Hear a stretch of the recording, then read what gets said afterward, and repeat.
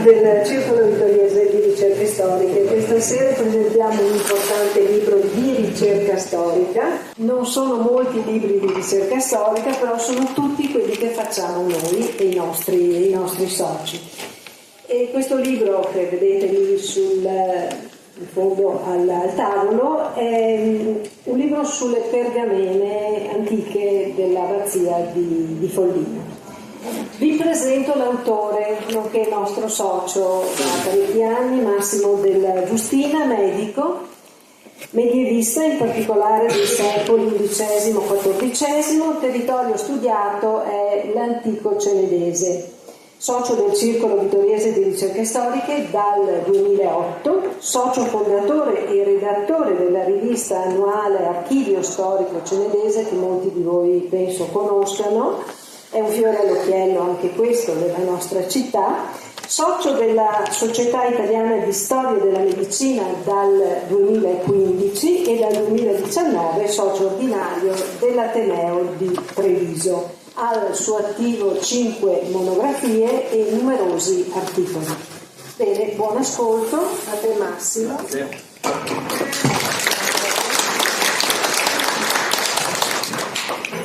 Buonasera a tutti. Allora, questa sera, come da titolo, si parlerà soprattutto di documentazione, in particolare pergamenacea, relativa appunto al fondo archivistico dell'abbazia di Follina. Allora, perché fare un'edizione di fonti? Innanzitutto, a mio avviso, la nostra area cenedese rispetto ad esempio già alla diocesi di Treviso o al vicino Friuli sconta un ritardo importante dal punto di vista storiografico anche e di edizione appunto di fonti. Il nostro territorio nei grandi studi di carattere regionale manca sovente proprio perché mancano le edizioni disponibili agli storici, per cui è importante secondo me proporre appunto ancora degli studi che possono essere magari di vecchio stampo, però sono quanto mai utili per la storia del nostro territorio. Allora, e poi l'abbazia di Follina costituisce insieme a pochissimi altri enti uno dei fondi più antichi appunto per la nostra zona, con abbondante documentazione, chiaramente parliamo del XII secolo, abbondante documentazione appunto per il XII secolo. La storia, a grandi linee, del cenobio, dell'abbazia è nota, è stata più volte scritta, anche riproposta. Fondamentali sono gli studi del Passo Lunghi, ovviamente, che è stato il primo, ricordiamo, a rivolgersi alle pergamene dell'abbazia che sono conservate all'Archivio di Stato di Venezia per la maggior parte, ma non solo. Moltissimi poi studiosi si rifanno a delle trascrizioni seicentesche di cui ho ampiamente trattato nel saggio e a cui vi rimando per risparmiarvi una noia tremenda. Che presentano chiaramente, essendo trascrizioni seicentesche, presentano diverse difficoltà di cui vedremo anche alcuni esempi questa sera. Da Follina si sono occupati anche l'amico Giovanni Tomasi, recentemente poi anche la Zanetto, la Rapetti, che è la prefattrice del mio testo, e anche l'architetto Burbello, che ha fatto un censimento anche dal punto di vista soprattutto dell'architettura. Parliamo quindi di una documentazione nota. Io mi sono prefissato appunto anche un recupero per la restituzione il più possibile dell'integrità dell'archivio di quel periodo, quindi mi sono interessato non solo ai viaggi delle carte, ricostruendo come appunto l'archivio Follinate dalla Follina si sia poi spostato nelle varie sedi. Ho recuperato diversi originali presso l'archivio del monastero di Camaioli verso Arezzo. Ci sono conservate circa un 130 pergamene della Follina in quella sede, altre pergamene sono presso l'archivio di Stato di Treviso e altra documentazione che mi è servita appunto per la ricostruzione della storia dell'archivio è presso l'Archivio di Stato di Roma, da cui proviene anche questo disegno, che è un disegno inedito.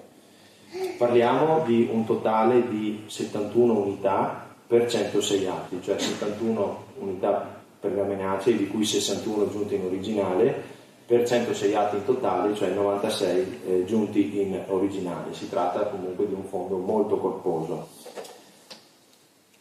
Come dicevamo, non sono state comprese alcune pergamene che pur presenti nel fondo erano state datate erroneamente e perennemente vengono continuamente ancora riproposte come documenti del 1127, del 1134 eccetera, come questo che vedete in foto. Questo qui è un documento originale che sta all'Archivio di Stato di Venezia, viene datato nel 1127 dal trascrittore seicentesco e molti pedissequamente hanno ricopiato la data, cosa che non è possibile perché è presente appunto l'abate Bernardo, che sappiamo essere in carica dal 1186 al 1195. Altri documenti che non sono stati presentati e non sono contenuti nel testo pur presenti nel fondo sono un documento del 1134, anche questo inesistente perché il documento, a ben leggere, presenta all'interno la menzione di Pietro dal Verme quale podestà di Treviso, quindi è un documento orientativamente che va tra il 1329 e il 1336. Allora, parliamo un attimo della documentazione. La documentazione è costituita per la stragrandissima maggioranza da verbali di presa di possesso, da compravendite di terre. Non ci sono menzioni relative alla Chiesa, se non pochissime. C'è una menzione, l'unica proprio in cui si menziona una struttura, passatemi il termine, della Chiesa, è l'altare di Santa Maria nel 1175. Basta, non ci sono altre menzioni. Si tratta soprattutto quindi di documentazione utile per la storia economica, per la storia fondiaria dell'abbazia, ma non solo, perché io ho cercato, trattandosi come si diceva di una storia nota, è giunto il momento anche di inquadrare la Follina in un ambito regionale e anche più esteso sostanzialmente, lasciando quindi già la storia locale che è già ben nota. La documentazione si interessa, e anche questo è molto importante, a una piccolissima zona, che è la zona di Stabiuzzo, attualmente frazione del comune di Cimadolmo, una piccolissima zona che è a ridosso del Piave, lungo l'asse del Piave, e è una sede molto particolare perché ricade anche attualmente nella diocesi di Treviso, quindi è al di fuori sostanzialmente della giurisdizione del vescovo di Senda, dei limiti diciamo diocesani della nostra diocesi. Sappiamo però, la documentazione ci restituisce la prima donazione di terra in Stabiuzzo, che non a caso è fatta proprio dai conti da Camino, da Vecero da Camino, il che significa che quelle terre erano nella sua disponibilità, e anche questo apre più domande che risposte, e le terre praticamente nella zona di Stabiuzzo saranno tutte di proprietà dell'abbazia. Basti pensare che nel 1542 l'Estimo di Oderzo censisce grosso modo 300 ettari attuali di estensione, che sono pari più o meno a 600 campi di terra. Ecco, questo come potete vedere è l'estensione delle proprietà dell'abbazia. Qui vi ho messo anche dei dettagli, si vede il passo barca sul Piave. Per quanto riguarda alcuni dati generali, io questa sera darò alcuni spunti perché i dettagli sono moltissimi, per cui cerco di dare solo alcuni spunti. Allora, la documentazione ha in linea generale, come schema, mostra innanzitutto un incremento della spesa per la compravendita delle terre nel corso degli anni, sempre maggiore. Teniamo conto che per alcuni anni manca completamente documentazione, ci sono delle lacune che è dovuta chiaramente alla rarefazione documentaria vista l'altezza temporale, ma questo è un trend che non si esaurisce almeno fino alla metà del 200. Nel primo quarto del 200, al di fuori quindi del periodo in cui noi ci muoviamo, la spesa media annuale è di circa 140-150 lire.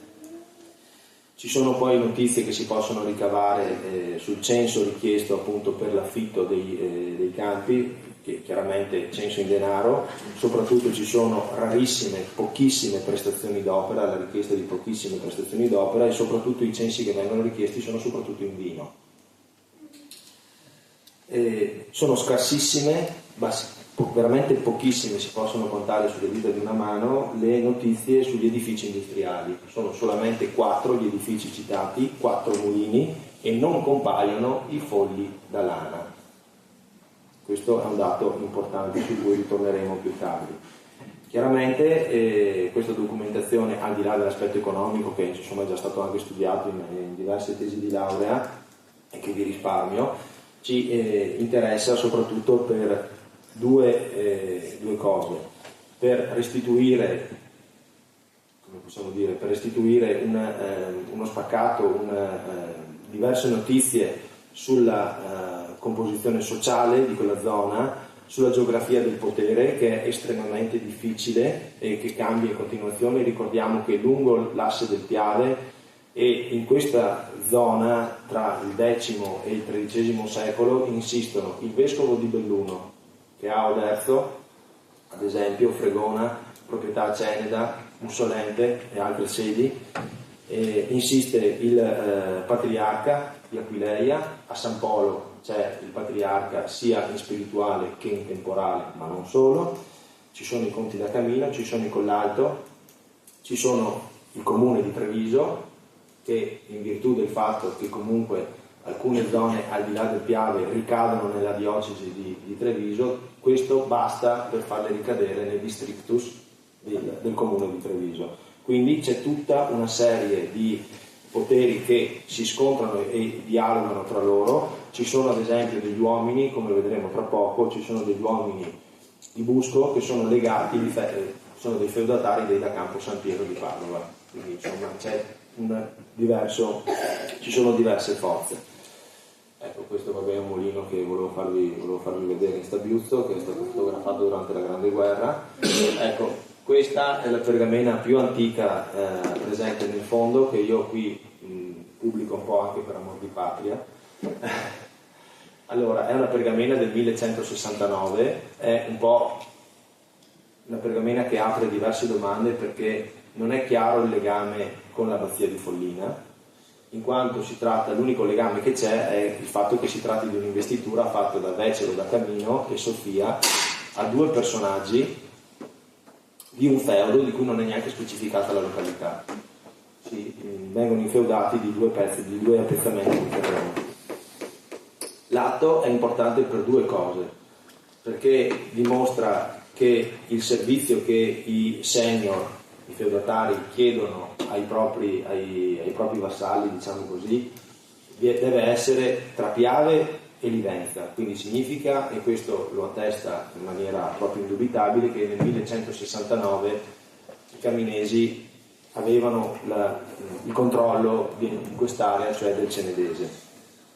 Dopodiché l'atto è rogato a Serravalle, e questa è la prima menzione del toponimo di Serravalle, che viene citato anche in maniera diciamo semplice, non viene citato come borgo, come città, e anche questo apre diversi interrogativi. È stato oggetto di una mia pubblicazione nel 850esimo dell'anniversario del toponimo, passato sotto silenzio chiaramente. Allora, per quanto riguarda gli aspetti diciamo della società, vorrei partire da questa sentenza, che è una sentenza nota, conosciuta.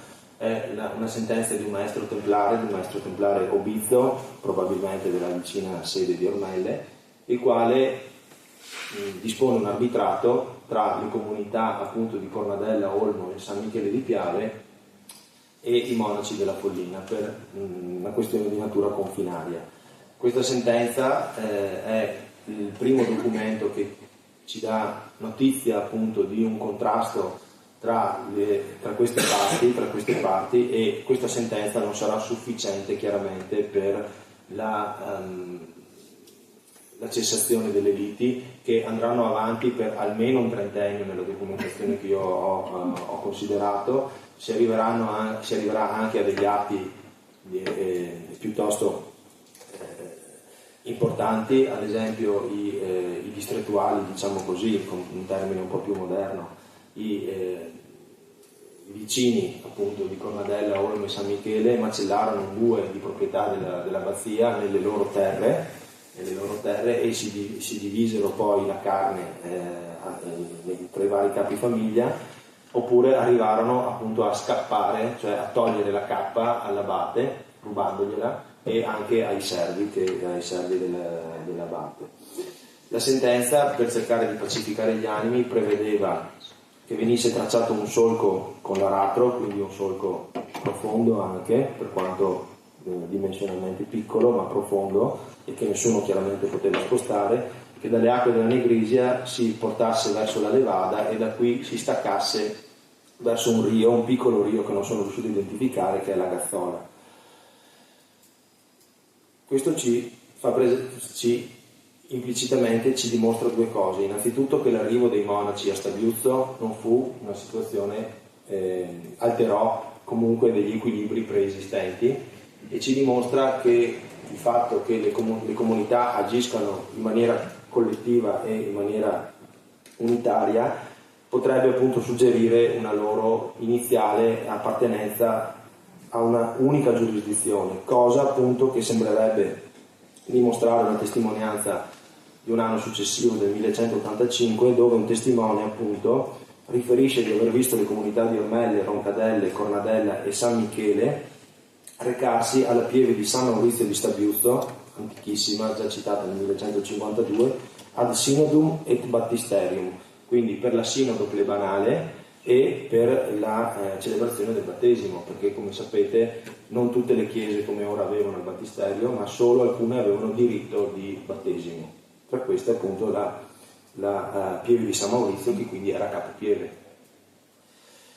Testimoniali successivi, che vi risparmio, che potete comunque trovare editi nel testo, illustrano appunto la presenza anche di persone di condizione servile dell'abbazia e diciamo il ricordo anche degli arimanni, quelli che all'epoca, molti secoli prima rispetto a questo periodo qui, all'epoca longobarda erano gli uomini liberi sottoposti appunto al servizio militare.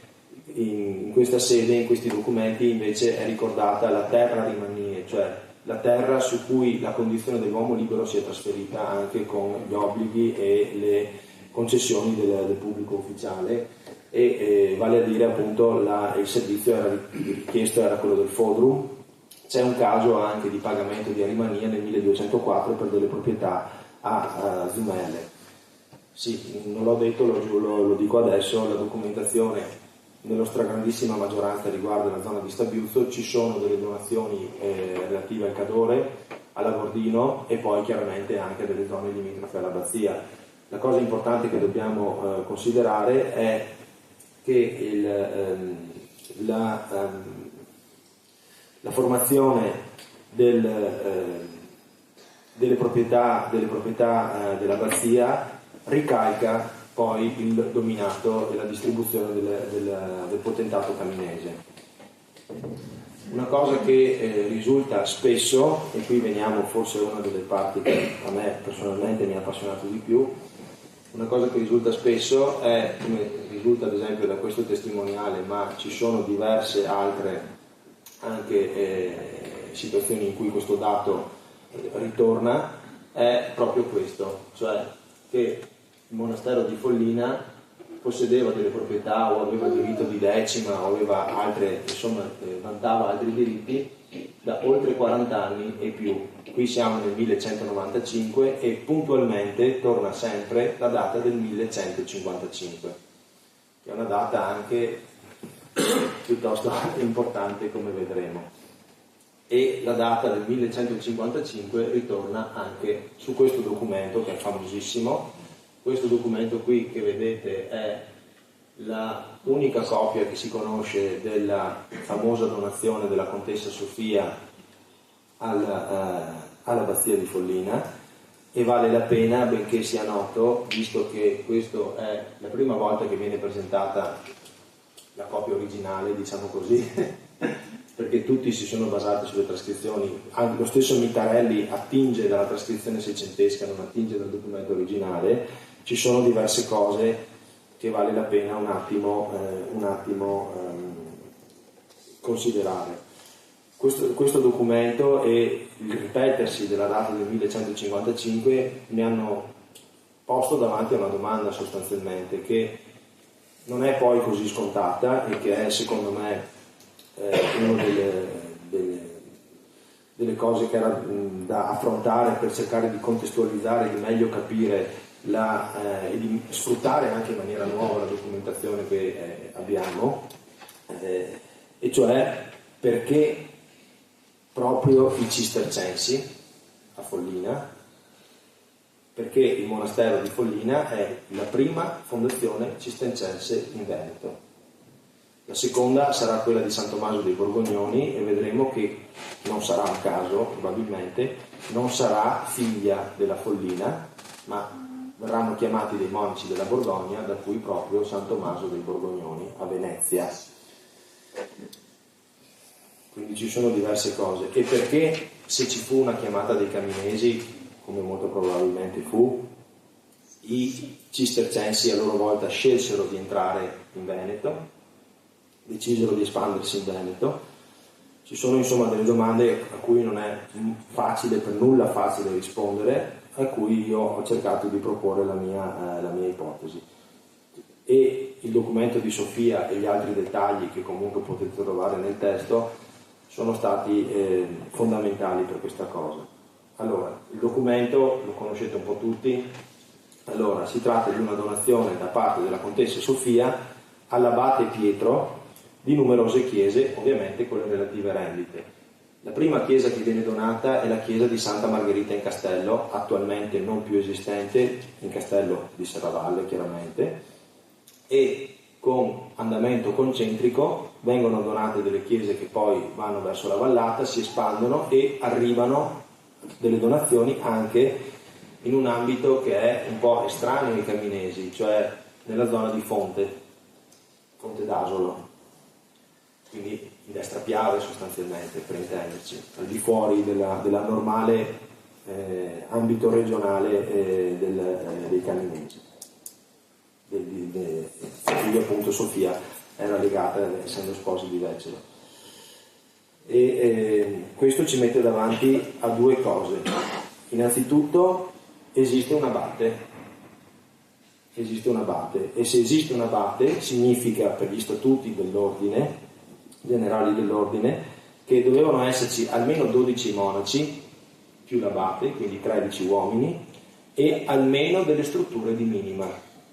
Quindi ovviamente la chiesa, che infatti è citata perché l'atto viene fatto nella chiesa Seu Monasteri, Ecclesia Seu Monasteri, quindi chiesa ovvero monastero di Follina, con appunto delle strutture di minima, un refettorio, un dormitorio, la chiesa, e possiamo pensare magari a un abbozzo di biblioteca. Non dobbiamo pensare a una struttura come la immaginiamo noi ora, però una cosa piccola sicuramente ci deve essere stata.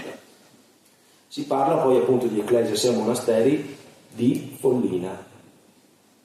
Il toponimo esisteva già, quindi sicuramente non è legato all'introduzione della lana, come si suole dire, o dei folli della lavorazione della lana da parte dei monaci, ma sarà da ricercare in altre derivazioni l'origine del toponimo. Il documento è una copia, e questo ha reso anche difficile e spinosa diverse questioni, è una copia del 1434 su copia a sua volta del 1321 di un originale di un notaio che si chiamava Valterio. La conservazione, come potete vedere, è scadentissima perché è stata minata non solo da tracce di umidità, di muffa, ma soprattutto dai roditori, perché quelle che vedete in questa sede si riconoscono proprio i mossi, i denti dei roditori, e purtroppo proprio nella porzione iniziale, che è la porzione più importante. Ecco, questo è, diciamo, il cuore di quello che ci interessa. Come vedete, ho questo esempio, studio donationis, quindi sappiamo che è una copia, come si evince già comunque dal dato paleografico, e la questione più spinosa è proprio la donazione, la datazione. Allora, perché? Perché ce ne sono due. Allora, il primo è una datazione secondo l'anno dell'incarnazione del nostro Signore, millesimo, centesimo, settuagesimo, indizione probabilmente terza, perché il 1170 ricade nella terza indizione, però subito dopo si dice che è regnante Domino Federico Dei Grazia Imperatore Augusto. Deo propizio op in Italia anno P sarà anno primo, perché l'unica integrazione possibile è con anno primo. Allora, tra l'altro c'è un'altra cosa che voglio farvi notare: 12° calende di giugno, in Ecclesia Santa Maria di Fulina. Okay. Quindi siamo in un anno che può essere o il 1170 o il 1155, di nuovo, quarto decimo, quinto decimo calende di giugno, quindi tra il 17 e il 19 di maggio, non di giugno come è stato detto finora, ma di maggio, perché le calende di giugno sono il 17 e il 19 maggio. In quel periodo, cioè il 14° giorno va dal 19 maggio. Questo crea un problema, perché se è maggio il mese, e se vogliamo considerare la datazione secondo gli anni di regno del Barbarossa, il Barbarossa sarà incoronato imperatore il 18 giugno del 1155, ma a maggio del 1155 è ancora solamente re d'Italia, quindi imperatore eletto, ma deve ancora andare a Roma a prendere la corona di impero. Ok, quindi altra cosa, e poi entriamo sulla parte un po' più, forse meno più interessante, la cosa che manca anche in questa donazione qui è la presenza del marito. Il marito non c'è.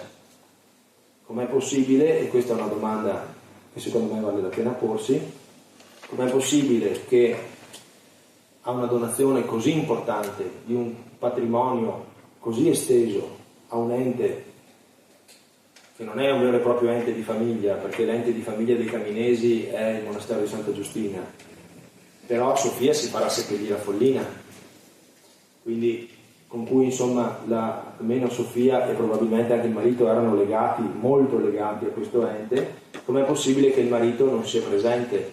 Com'è possibile, se è vero che i Caminesi sono di legge longobarda, come si legge in un documento del 1120, che una donna, ancorché libera come può essere una contessa, non sia sotto la tutela di un uomo come prevedeva il diritto longobardo, che sia il marito, il fratello, il padre, il figlio maggiore?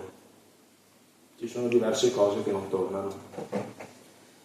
Vale la pena domandarsi anche se effettivamente in questa data, se è vera, se vogliamo accettare la data del 1155, i Vecelo e Sofia fossero effettivamente sposati, perché qui c'è un problema di tipo storiografico, nel senso che qualsiasi pubblicazione sui Caminesi dice che Sofia e Vecelo si sposano nel 1155, ma è un dato che noi traiamo dalle cronache. Non c'è nessun documento che ci dica che nel 1155 si sposino. I documenti in cui compaiono insieme sono immediatamente successivi. Quindi anche questo apre un punto di domanda. Però la presenza del millesimo, della datazione secondo appunto gli anni di regno, apre appunto una possibilità e mi ha spinto a indagare appunto. Innanzitutto dimostra che probabilmente i Caminesi, come saranno, e anche la stessa Sofia sposavano la parte imperiale, e questo probabilmente è alla base anche della chiamata dei cistercensi, vedremo perché. Termino con questa cosa del 1155 perché vorrei ricordare non solo le cose il documento che vi ho fatto vedere prima, ma lo Januszek, nella sua grande rassegna che ha fatto dei monasteri cistercensi, è stato il primo e più grande storico appunto della storia dell'ordine cistercense, riferisce che presso l'abbazia di Follina si trovava una lapide del 1150 nella chiesa che ricordava l'abate Stefano, che è lo stesso abate che ricordavano poi quei documenti lì. Lo Janusz riferisce che tra gli informatori, tra le fonti appunto della scheda sull'abbazia di Follina, il parroco di Follina. Quindi probabilmente questa cosa qui, se non è vera, è verosimile. Allora, per quanto riguarda la possibilità e la volontà di rispondere al perché furono proprio i cistercensi ad essere scelti, possiamo dire che il documento di Sofia ci permette di dire, non ci permette di capire qual è l'anno di fondazione, ma è noto che l'anno di fondazione è un noto problema storiografico per i monasteri, cioè è sempre difficile stabilire l'esatto momento di fondazione di un monastero, soprattutto quando ci si muove su queste date. Possiamo sicuramente dire che è precedente al 1170, quindi in questo documento ci dà l'idea appunto ci permette di dire che probabilmente è antecedente al 1170 perché le strutture e la comunità erano già presenti. Per quanto riguarda proprio il perché c'è stata questa scelta cistercense, adesso apriamo un po' lo sguardo al panorama regionale e anche, se vogliamo, italiano, diciamo in senso geografico, perché chiaramente ci muoviamo sul XII secolo. Allora, mi preme prima di tutto ricordare due fatti che io vi riporto come a titolo di curiosità, ma che non potrebbero aver avuto un peso anche su questa cosa qua, e cioè che nel 1153 muoiono due cistercensi importantissimi. Il primo è Bernardo da Chiaravalle, fondatore dell'ordine, santificato poi nel 1174. Nel 1153 muore anche il primo papa cistercense, Eugenio III. Dalla morte di Eugenio III all'elezione di Alessandro III, il papa successivo, nel 1159, i monasteri cistercensi italiani mostrarono una certa neutralità, se non a volte si mostrarono a favore nel dialogo, appunto negli scontri anche che si creavano tra papato e impero. Furono proprio gli abati di Morimondo e di Chiaravalle Milanese, che insomma sono delle abbazie piuttosto importanti, a trattare la pace con l'imperatore a nome dei milanesi sconfitti. Questo in completa antitesi all'epoca con, ad esempio, i monaci cistercensi francesi, che erano manifestamente anti-imperiali proprio, cosa che poi si diffonderà di più appunto con l'elezione di Alessandro III nel 1170. Ci saranno proprio delle disposizioni che saranno avverse appunto alla filo-imperialità per i cistercensi. Questo comunque dimostra una cosa importante, dimostra ulteriormente una cosa importante che comunque è già un dato assodato, ma vale la pena ricordarlo, cioè che l'ordine nella sua vastità e diffusione in Europa non ha seguito una direzione monolitica, ma ha saputo adattarsi alla sede regionale e alle situazioni politiche e sociali che trovava dove si insediava. Questa è stata un'abilità fondamentale dei cistercensi. Cosa importante da ricordare prima di capire la filo-imperialità dei caminesi è che nel 1160 il Barbarossa viene scomunicato e la scomunica verrà tolta solo nel 1177, quando c'è la famosissima pace di Venezia. La scomunica, che a noi sembra una cosa esclusivamente sul piano morale, ma siccome all'epoca ci credevano molto a queste cose, tutti erano cattolici, tutti erano cristiani, la scomunica significa che sei sciolto dal vincolo di vassallaggio, di fedeltà. Quindi vuol dire che si mina proprio alla base la potenza dell'imperatore. I caminesi cosa fanno in questa fase qua? Allora, i caminesi, almeno fino ai primi del 200, sono smaccatamente filo-imperiali. Nel 1116, molti anni prima, per dire, il nonno di Vecelo da Camino, cioè Vecelo, anche lui, Vecelo I, è testimone a un giudicato imperiale che assegna i confini della comunità di Valdobbiadene. Poi Vecelo, marito di Sofia, lo troviamo. Questi sono solo alcuni casi, vi faccio solo una carrellata molto veloce. Nel 1161 lo troviamo a un privilegio imperiale di esenzione. Nel 1164 è a Pavia all'investitura, al rinnovo dell'investitura del Comitato di Verona. Nel 1164, nello stesso anno, fa parte di un'alleanza con Conegliano, Ceneda, Belluno e il Patriarca, che è una lega imperiale contro la lega veronese, che sarà poi la lega anche dei comuni, eccetera. Nel 1173, tutto questo mentre l'imperatore è scomunicato, nel 1173 rifiuta il servizio militare al vescovo di Belluno, di cui era vassallo, e quindi il vescovo di Belluno gli chiede aiuto militare contro l'imperatore e lui lo rifiuta. Nel 1177, in occasione di quel grandioso summit che fu la pace di Venezia, è testimone con il figlio Gabriele a numerosissimi atti di investitura emanati dall'imperatore. Ma cosa più importante, che mi piace qui ricordare, è un documento a cui non si fa mai riferimento, purtroppo è stato rubato diversi anni fa, è un documento del 1199, un processo che stava qui all'archivio diocesano, purtroppo la pergamena originale è stata rubata, non esistono trascrizioni paleografiche moderne disponibili, ci sono disponibili solo delle trascrizioni del 6-700, si tratta di un processo che tra l'altro è interessantissimo per capire la condizione servile dei canonici, delle famiglie servili dei canonici. Giovanni, tu l'hai studiato, hai avuto la fortuna di vederlo, per capire sostanzialmente tutta una serie di diritti, di tradizione che le famiglie servili dei canonici e la famiglia servile del vescovo avevano nei rapporti uno con l'altro, ma è importante perché un testimone riferisce che il reo, che era uno di condizione servile che si era messo a fare il notaio,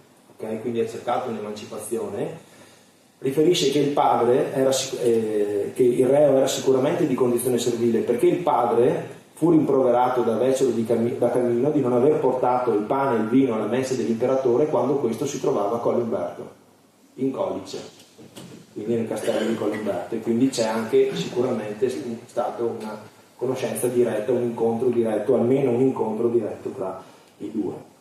Quanto detto poco sopra, e anche la presenza appunto della datazione secondo l'era imperiale, l'anno di regno imperiale nella donazione di Sofia, rende poco probabile l'ipotesi che è stata sinora avanzata del fatto che Sofia Guelfa abbia voluto fondare l'abbazia di Follina in antitesi, quasi a dispetto del marito. In realtà